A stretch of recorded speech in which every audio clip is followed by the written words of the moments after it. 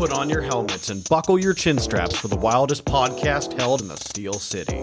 Dubs and Chickenhawk will give you a taste of the past in fried jumbo.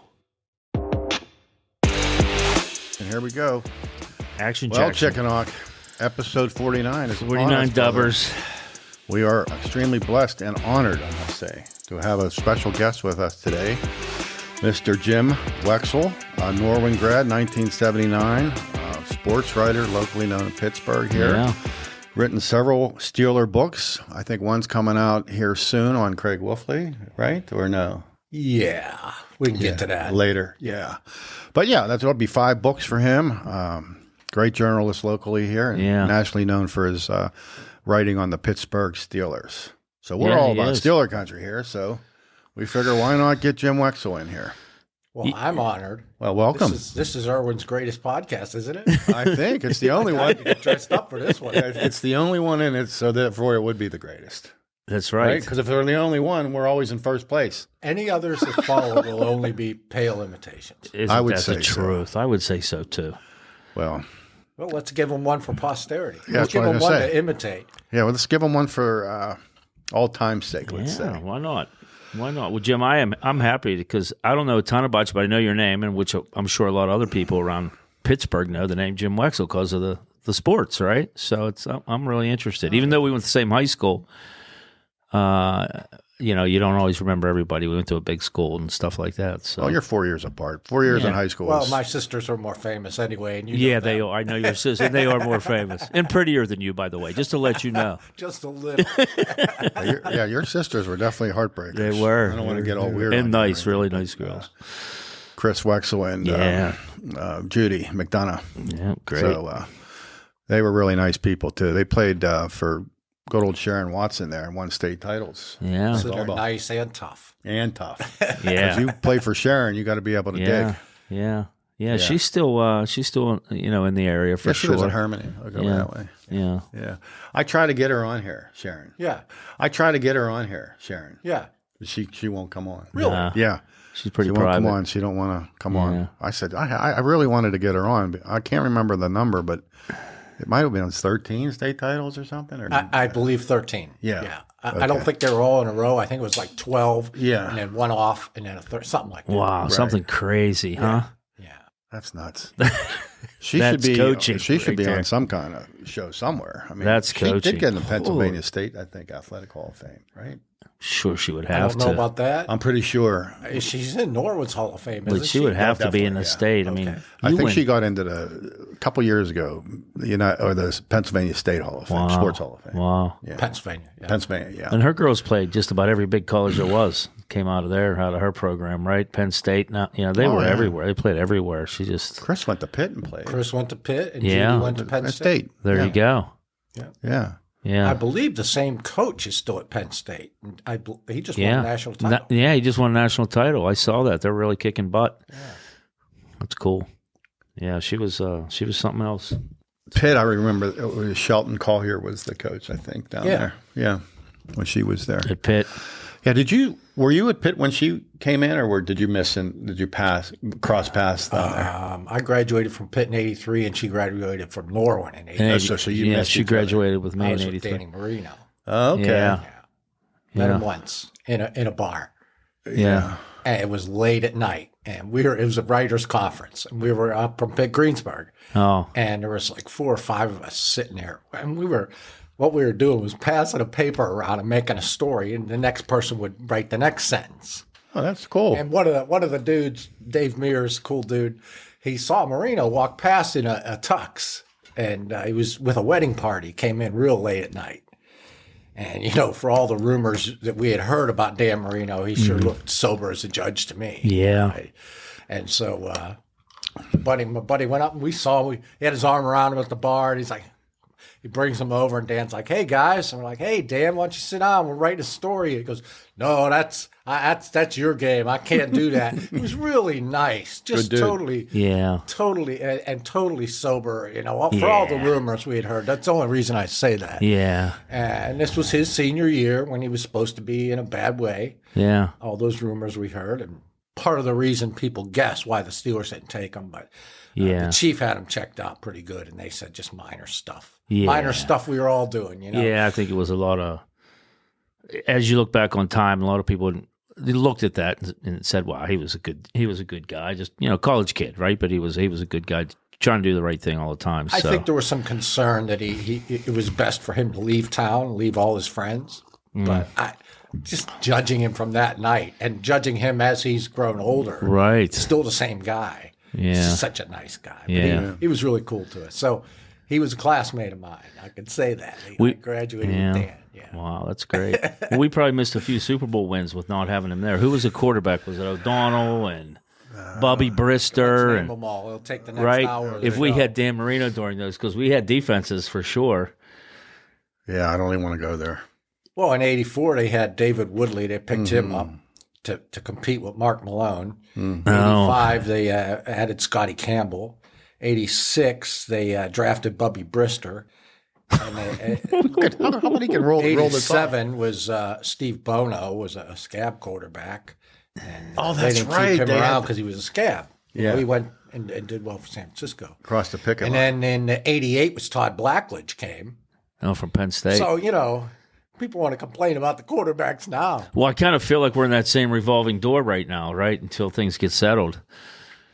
Yeah, it kind of feels a little bit hopeless right now, but we'll figure it out, I'm sure. Yeah, you got to find one in the draft. Yeah. Mm-hmm. So we'll have to go back a little bit and talk about how you got started and your interest in journalism and sports and things like that. How did that come to be? Because 5 books and writing for, I think you were a Steelers beat guy for a long time, and you did the Standard Observer, I think, when I was younger. How did you get into that? I look back at when I was like 7 years old.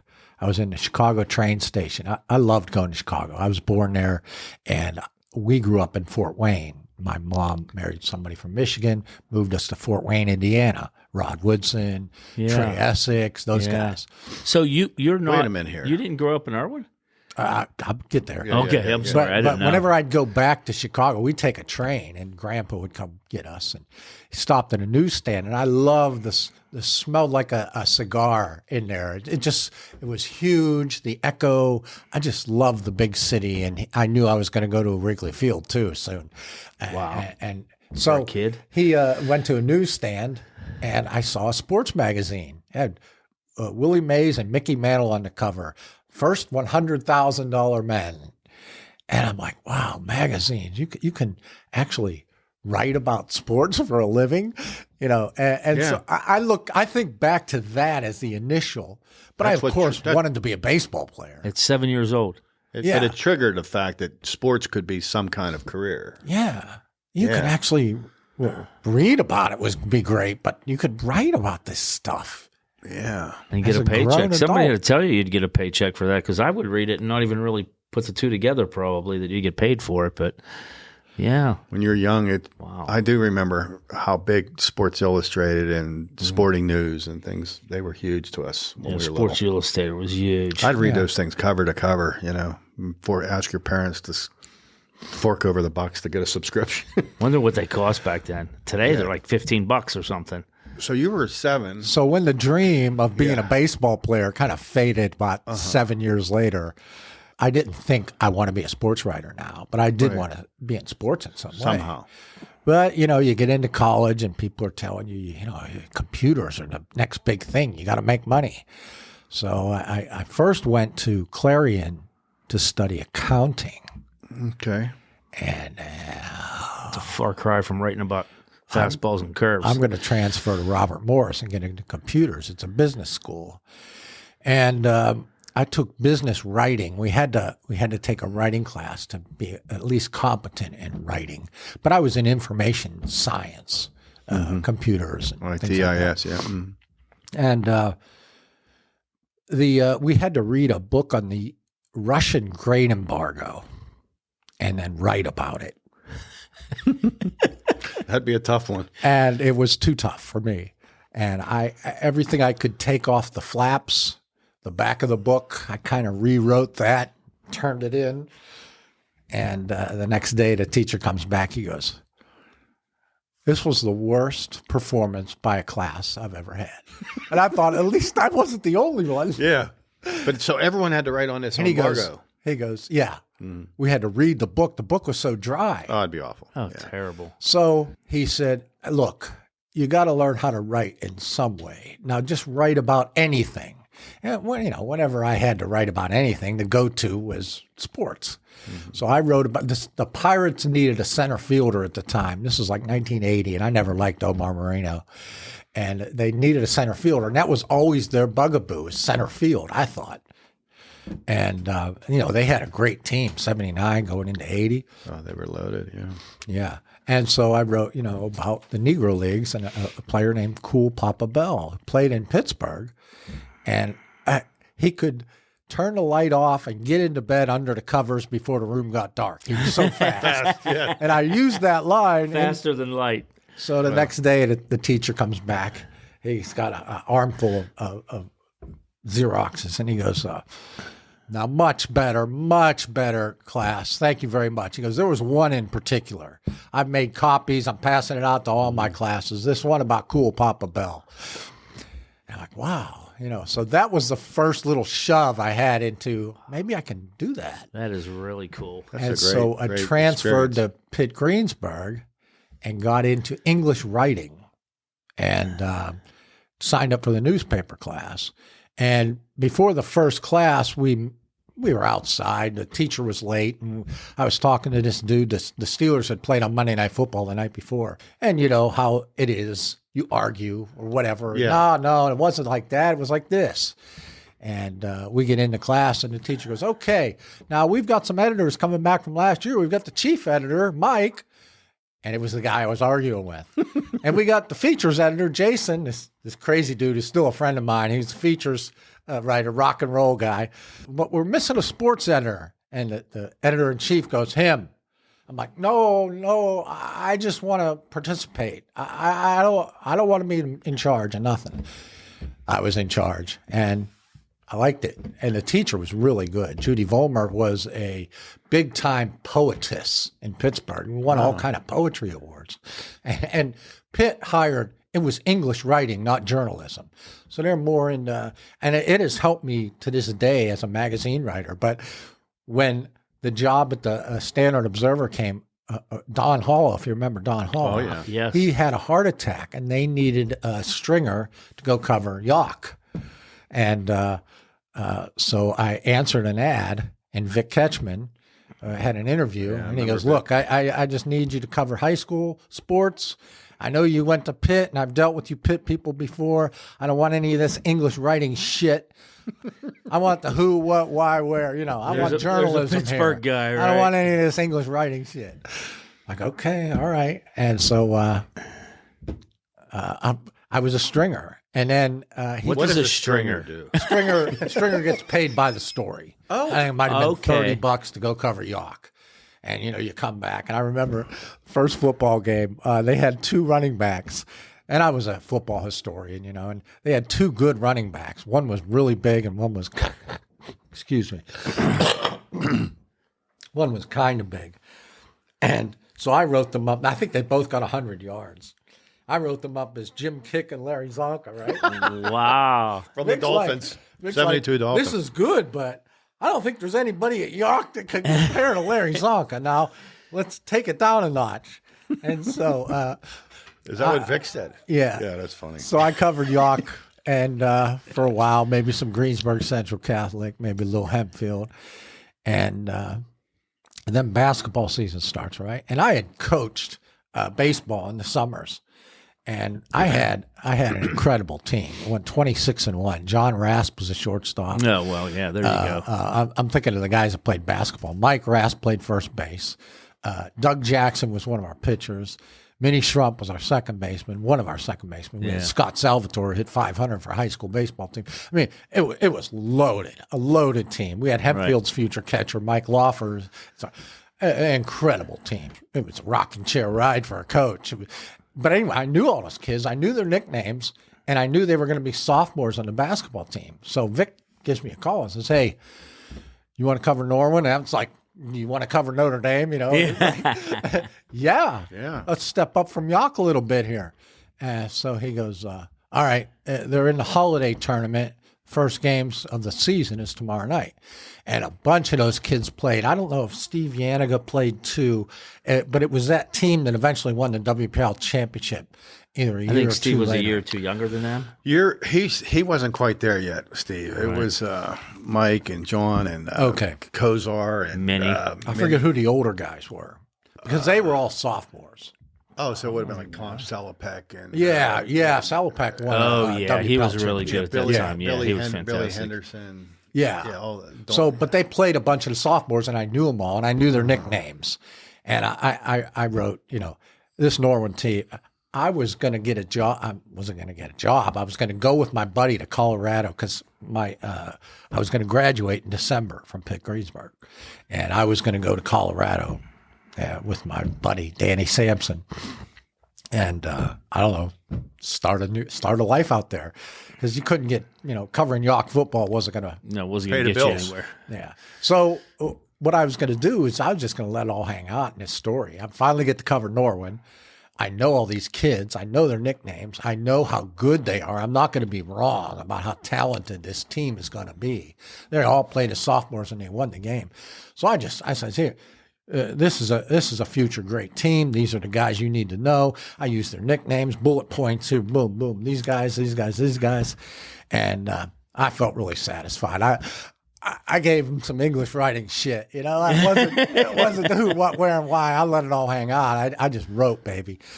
And Vic don't like it too bad because I'm moving to Colorado. I get a call the next day. He goes, Jim, this Vic. Yeah. He goes, I want to hire you full time. Wow. There you go. Yeah.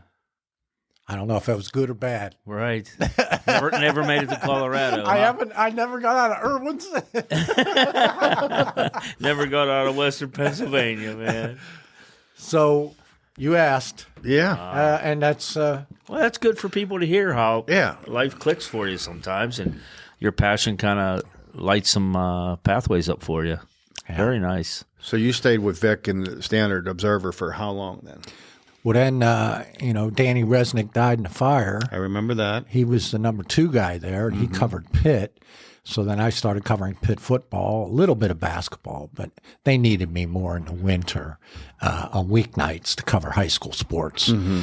And but Pitt football every Saturday, Pirates every Sunday. Wow. When they were home. Let me tell you a little Pirates thing. Everybody thinks Barry Bonds was the biggest jerk, right? Barry Bonds was I don't want to say jerk. He was standoffish at times. But when he let you in, he'd tell you stuff, and he respected you no matter who you were, if you were from the Irwin Standard Observer or not. Bobby Bonilla, on the other hand, I thought was a really big jerk. Mm-hmm. It was always, what?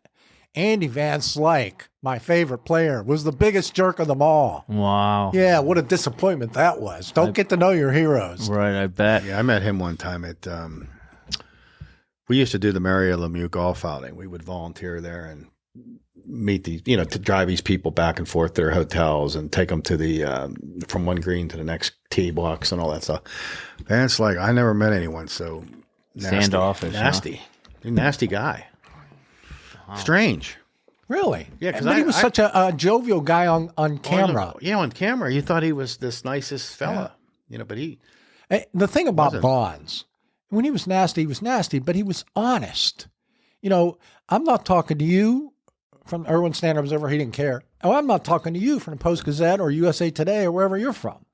I don't like either one of you. Yeah. I can live with that. But, don't be looking at me like I'm nobody because I'm in a small paper, Right. Right. Everybody has a job and everyone's the same. We're all trying to get by in this world. Bonds was raised, by a professional athlete, right? Well, he had to. And pretty well off. His father, Bobby, was treated pretty poorly by the press. I didn't know that. No. Yeah. Young Barry saw that unfold in front of him, not only in the clubhouse, but going home with Dad, and Dad complaining about this and that. And the mantra Bobby gave Barry was don't trust anybody. But he was probably even though he never went to college, he came right out of high school, went into the pros. didn't he? Barry went Bond. to Arizona State. Arizona State. Oh, did he go to Arizona State? Yeah, the I didn't know Giants that. offered him, and he asked for $5,000 more. I just saw this on Baseball America, or not Baseball America, Ken Burns Baseball. I just saw this yesterday. He asked for $5,000 more, and they said no, so he went to Arizona State. You remember Arizona State was a great baseball Yeah, they power. were loaded. Yeah, we had a Norwin kid went there, right? Matakevich. Yeah. For $5,000. $5,000, and They then he lost the first 7-8 years of his career. they got him back. Yeah, but it cost him a lot more than $5,000. Yeah. I think Matajevic went to Arizona. Yeah. Not Arizona State. Oh, okay. Yeah, that's Yeah, it. My bad. But, But I remember both those Malone went programs. to Arizona State. And Who? Mark Malone. He was Arizona State. Yeah. And I think he played baseball there too. And Didn't one of the Rass boys go to Arizona or Arizona State? Mike went to Arizona State, the big one. They moved. Both of them were in Arizona. Yeah. Yeah. So Yeah, John went to Pitt. He Yeah. was a punter and basketball player. Hell That's right. of a basketball player. I thought he was the best shortstop that ever came out of Norwin. Oh, by far. Yeah, baseball might have been his best sport. And you know what's funny? that I would crazy? talk to scouts. I would say, "What about Rasp?" Yeah. I had all those kids, and then when they went up to high school, the scouts would come every now and then. What about Rasp? He's too tall. Yeah, but Now they want that, right? I don't know about that. It's look at O'Neal Hammers. Cruz. O'Neal Cruz was 6'7". Johnny Rasp was 6'5". Well, I mean, they want talk. They want big hammers, though. But not at shortstop. Yeah, but O'Neal it's Cruz shortstop. can't get down. Yeah, they don't want him at shortstop. Whoever put him at shortstop, I know. Johnny could get down. Yeah. I don't know. I thought Johnny was much better than O'Neal Cruz as far as Oh, he was the smoothest a shortstop. tall fielding shortstop. He was the Right. smoothest shortstop. You know that he hit a ball the opposite way onto the roof of that pool in At the high Norway. school. You know what I'm saying? It was right field. You went up that little hill, and then across the street was the swimming pool. He hit it the opposite way on top of that pool. That doesn't surprise me. No, 480 that doesn't feet. surprise me at all. Yeah, that's crazy. I mean, in high school to be able to. He had the baseball mentality. If you remember, he was quiet. Yeah. Really didn't get all worked up about games. That's the mentality you need in baseball. For sure. Because you're going to play again tomorrow. Yeah. And it's built on negativity. If you make 2 outs out of 3 at bats, you're going to the Hall of Fame. That's 2 outs for every success. And you So are, it's built on negativity. yeah, you're a first ballot if you're doing Yeah. that kind of stuff. Heck you know? yeah. Heck yeah. Unless you're Al Oliver, he's still not in the Hall of Fame. 300 hitter, career hitter. Bothers me. I liked Al Oliver. He was the greatest. His name was cool, too. Yeah. Al Yeah. Oliver. Fit him. Think of all the hitters they had. Mike Easler would be batting fourth every day for this team. He pounded the ball. I think he batted fourth for that He team. did. I think he did. Fourth or fifth. It was fourth or fifth. I remember one time I went to a game and he hit 2 or 3 home runs at Mike Easler. They were just screaming liners. Like they barely got off the ground. Mike just Easler, smashed them what right a out of here. name. That guy could hit. That was when they had Milner and those guys. Yeah, Yeah. Yeah. They were good. yeah. And I don't know how they got Madlock. How'd they get Madlock? I loved Madlock. think See, he I was was a on Cubs LA or fan, something, right? They right? traded for him. See, Cubs or L.A.? What was he? Cubs. Cubs? I don't know when he ended up in L.A., but he was with L.A. too. It must have been after. I think it was after. But he was a Cub. And I played baseball, and my stepfather, my mom remarried after my dad died. Yeah. And my stepfather was a baseball coach at Peabody, Ken McDonough. And I was going to walk on. I had played as a freshman at Norwin. And Tom Shirley, man, I don't know. He was a little crazy. Yeah. You know, we were playing third base, and he'd yell at us to come closer, and he'd hit the ball harder. I'm like, this guy, man, I don't know. And then I had him in math class, and he didn't like me. Didn't they? And so I didn't go out for baseball again. And then until my senior year, they had a different coach, Les Harvath. Yeah. So I was going to go out, and to be a senior walk-on, you got to show, in tryouts. And so I went down to Peabody for a couple months. Me and Ernie Furno and Tim Noka. If you remember those guys. Yeah, Tim was my neighbor growing up, and obviously Ernie, I know him real well. So, But my dad, man, he would turn that machine up faster, and he would say, think Bill Madlock. And that wasn't hard for me being a Cubs fan. Oh, and because Madlock had you're that from short, that area. Quick, watch the film. Oh, he's so quick to the ball. Yeah. Ridiculous. And so that's what I wanted to be, Bill Madlock. And then the Pirates trade for him, right? Right. pretty cool. Yeah. And he won batting title with Pittsburgh, didn't he? Couple. I don't know, but he won one with Chicago. I think he won a couple Pittsburgh. He had the greatest swing ever. Short. He's not in the Hall of Fame. Yes, he is. He got to be. No, he's not. No. Boy, he was nice. He liked a couple of my tweets on Twitter, so that puts him in my Hall of Fame. That's cool. My Hall of Fame, yeah. That's cool. Yeah, he went through a little short period where he was liking things, and I haven't seen him since. Yeah. He could play. I'm just trying to figure out when did he come around for the Pirates? When did we get him? Say 80. 78 or 79. Oh, that early. He was on the 79. Well, he was on the 79 championship. Oh, I didn't know that. He was their 3-hitter. I thought He was born to be a 3-hitter. Yeah, he was. And you had Stargell and Parker, Easler and Oliver, Phil Garner. Yeah, I'm trying to think. Was Hebner still there or not? I don't remember. No, Madlock was the third baseman. Yeah, he took that. Yeah. Right. Yeah, we Richie. traded Hebner. The hack. Remember? Someone was on. Oh, the Hitman. Yeah, was he the Hitman? Richie he was a Hitman? grave digger or something. Yeah. What was his nickname? During the off season, he dug graves. Those guys didn't make any dough, man. Look, today's kind of Compared crazy. to today's, people make crazy. Minor leaguers are getting crazy money. It's How much are podcasters making these days? not much. Zip. Big holes in the pocket. But we're having fun. Yeah, it's something to do.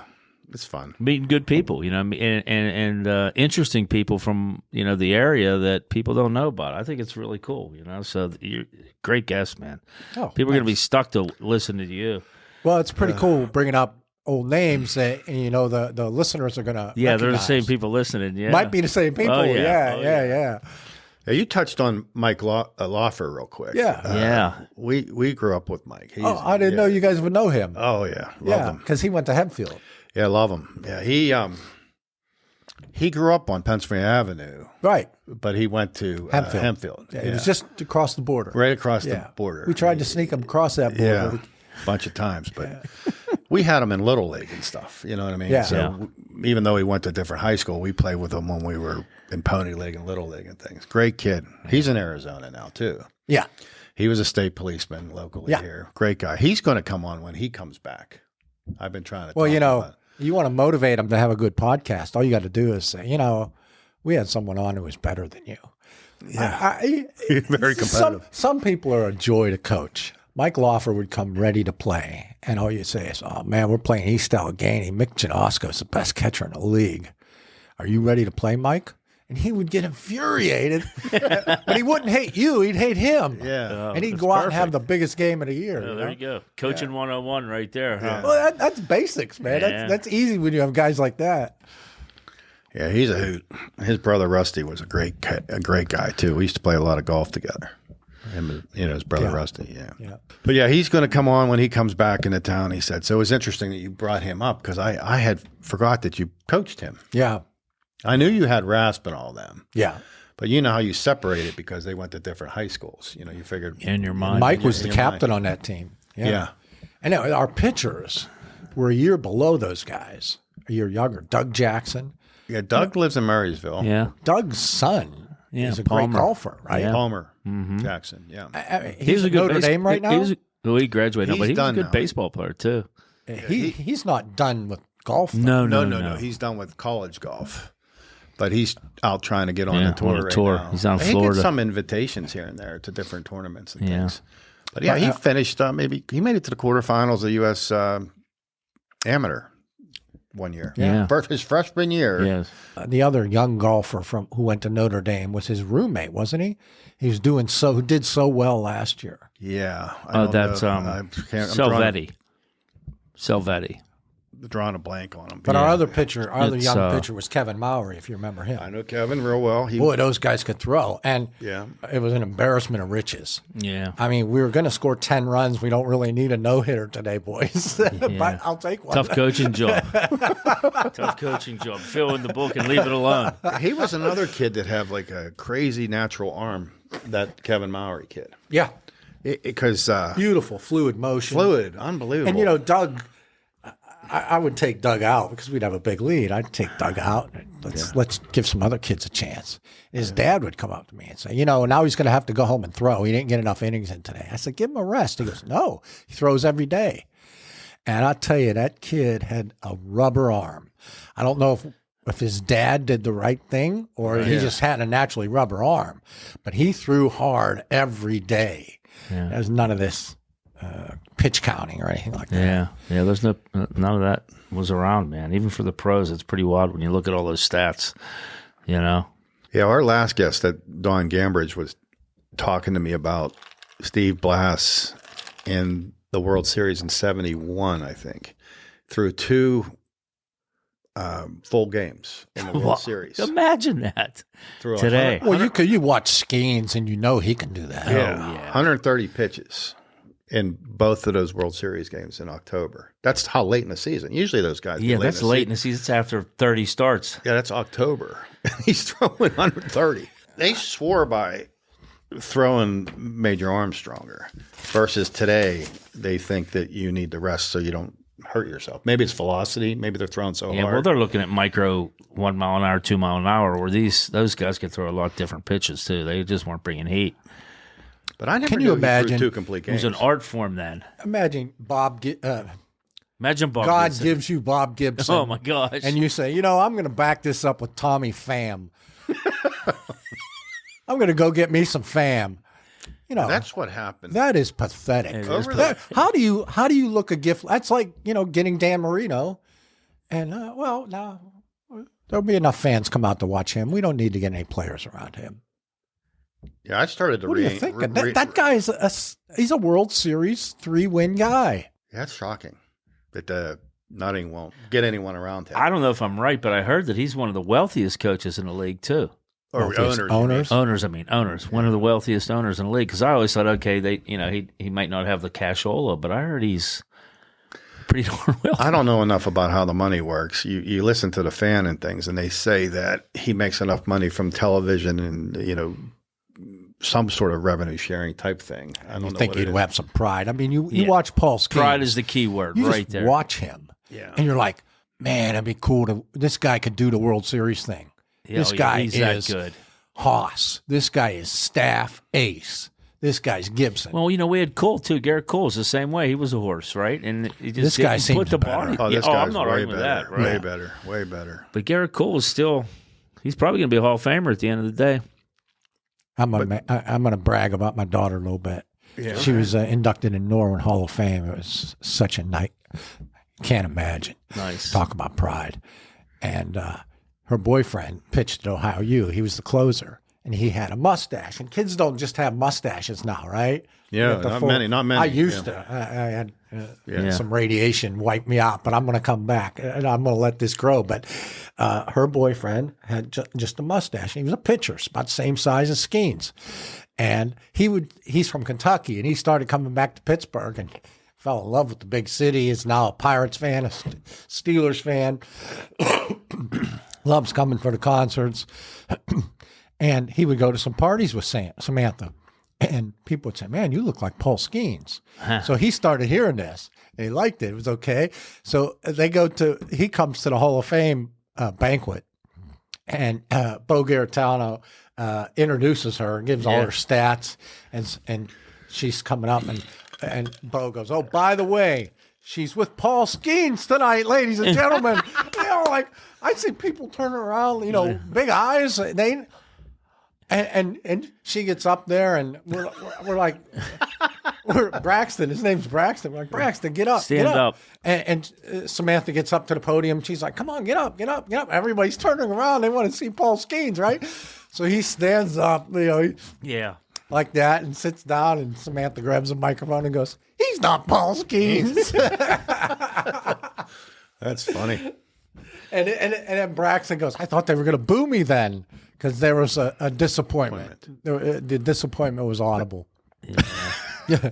Right. So, that dude is amazing. Paul Skeens, that's a shame. So your daughter went in for being Norwin's best ever goalie in the history of the. Well, she went in for being a great goalie. I mean, that best ever. I haven't seen the others. Yeah. But she had unbelievable history there. She, it was a great team. It was the 26-1 baseball team I just described to you. We're going to score 10 goals today. So Sam, we don't need a shutout, but we'll take it. It was talent. That team, they won the state championship, the last Norwin state championship. And what year would have that been? 2017. 2017, okay. When they were young, when they were 13, 14, 15, when they went to play club ball, they, especially when they were 13, they went to the East Coast Regional. And that was when it was all when they're 13, 14, 15, that's when it's most pure. That's when before people start recruiting and moving. It's just all teams local at their best. Mm-hmm. Yeah. This Pittsburgh area team won the Pittsburgh area, advanced to the area regionals, then to the regionals, and finished third. 8 of those 11 starters were Norwin kids. And I said, have you ever seen a team with that many local kids together on a Pittsburgh area all-star team? And they go, sometimes you get 3 or 4. I've never seen 8. Right. So we knew at that time that if everybody stayed together. Now, the colleges, they try to talk you out of playing high school sports. Everything except football and maybe basketball now. The recruiters go to your club. They see the Pittsburgh area all-star team. They get to see 8 D1 prospects together playing against each other instead of going to see one play a high school game against 20 other players that aren't that good. Aren't going to be D1. So they don't even waste their time doing high school games. And that's most of your sports except football. Mm-hmm. You don't have club football, even though that's kind of getting more popular in the spring. 7-on-7 yeah. stuff. Yeah. So I didn't even know about the that. colleges try to talk, especially the girls soccer players. You know, I was talking about York before. Every time they get one good player, that player doesn't play high school ball. We had some older parents that were really sharp on this, and they knew that we could one day contend. And we did contend 2 years before we did win it. One of the parents, Doug Livingston, Michaela Livingston's father, I remember, he called us all. Are you all going to play? Make sure you're all going to play. If we all play, we can all win the state championship. Mm-hmm. And we all agreed to play. And it was like one house to the next. Well, you can't tell other people what to do because the club is trying to, hey, out of town college teams come to watch Pitt and Duquesne play Friday and Saturday, and then they spend the rest of their time scouting the locals. And they come to our practice at Pittsburgh Riverhounds, and then we go out for beers and we talk about you kids. It's a better recruiting situation than playing what could be a more physical, more awkward, more brand on artificial turf football fields. Everything, the officiating's not good enough. In theory, the coaching is not good enough because these guys at club level get paid a lot of money to coach. Whereas high school, a lot of times they're just teachers making a supplemental income to coach the high school. $5,000 or something. Yeah. So they made a lot of sense. And, you know, you're trying to get your kid that college scholarship so you can have money to retire on, you know. Yeah. Keep that college fund in your own pocket. So, I remember Doug Livingston called us all, and we all decided to come out for high school ball. It seemed to be when it did, well, maybe even before that, those clubs. Girls soccer seemed to be the sport that clubs really started to. Soccer, I guess. Soccer was the thing that before all the other ones, soccer really. Yeah, like now baseball, all that stuff followed now. They all go to those showcases, and that's where you get recruited. You don't get recruited at high school. Right. Yeah. Right. Yeah. But football's still football. Football's still king in high school. Yeah. Yeah, and Western Pennsylvania too, right? Yeah. They're still solid. Every team's pretty solid. You have a couple D1ers or D2ers on there, right? But anyway, that Norwin soccer team had a player at every position because ball will find your weakness, right? Yeah. Mm-hmm. The ball does find it. The weakness, yeah. And you need 11 players, and you needed 3 more for injuries throughout the season. You get into the state playoffs against, Neshaminy. We think North Allegheny's big. Yeah. Neshaminy's got 1,000 more. Those Philadelphia suburb schools, huge, 1,000 more people than North Allegheny does. Yeah, it's tough. So it's brutal being in. And they finished second in the WPIL that year, which is an easier road because you've got to travel to go play the Altoona champ, which was State College, on a Tuesday night. And you can forget about school the next morning, but also you're going to have a win. Mm-hmm. And the WPL champion, in this case it was Penn Trafford, we knew from 2 years previous that the WPL champions got to play WPL 3, who you beat a week and a half ago, and they've hated you for 10 days while they rest. And while you go and play the WPL championship, barely win, you get interviewed by WTAE, especially girls sports. We're going to interview you now because we're not going to Hershey to follow girls sports. I'm just telling you how local journalism is. But they interview the heck out of you when you're at Highmark Stadium, and you're putting that on Facebook. Your parents are all happy, and you got to play in 2 days. You got to play WPL 3. And there's not that big of a difference between WPL 1 and WPL 3. And that's usually North Allegheny. And we've learned that the first 2 years we made it to WPL semis, or the state semis, and lost to the team that we had beat in the WPL championship game. So Penn Trafford, even though they beat us, they got caught in that same vortex. thing. That was that vortex. Yeah. We were up at State College, a breezy 4-0 win. Nobody was putting Norwin girls on Facebook except to criticize us. Even parents from our own team were criticizing my daughter. There's nothing but anger. There's nothing but redemption on your mind for high school sports. Well, I mean, that's just how sports is. That's the way it is. And the team that won, they're feeling pretty high, and then they go play North Allegheny, and we're cruising past State College 4-0, and we're hearing reports that North Allegheny's beating Penn Trafford, and we knew why. We knew how hard it was, or how hard it is to be the WPL champion. To rebound, the road you got to go. Yeah, and focus, right? Get your focus back that quick, especially for young ladies that age. It's big for them. And they get the rest. Especially parents this age won that it. are on Facebook. PT won. Did they win? They won the section. Norwin was ranked number 1 in the nation and couldn't win its section. Right. Wow. Yeah, Penn PT Trafford and Nor was were, that good. Yeah, Norwin and Penn Trafford were good there for a Penn while. Trafford, Crazy. I kept telling my daughter, it's going to matter who wins the 4th meeting, which meant second round states. Yeah. Well, they didn't make it to the 4th meeting. And they were all close games or overtime. There were bad bounces. I remember that. And I thought Norwin still would beat Penn Trafford. But I'll just say Norwin was the first best team in the state. Penn Trafford was the second best team in the state. Yeah, 1 and 1A. And Norwin gets criticized for losing to Penn Trafford. Couldn't get out of their own section. Penn Trafford's not getting enough credit for how good they were. Yeah. And so many of their players went on to play great college careers. But I think they did win it, not that year, but Penn Trafford, both Norwin and Penn Trafford, for a good 6-8 year period, were rolling Western Pennsylvania soccer. Right? There was a time period there where I don't know that anyone else won the states. I don't know. No, I don't think so. I don't know. Norwin, who did they have to beat in the finals to win that state title? Neshaminy. Is that who it was? Big, huge Philadelphia school. Yeah. Yeah. Yeah, that's crazy how they have so many kids. That's just one state. Imagine that's why how good you got to be a pro. Not just the best in your state, the best. Oh, it's amazing.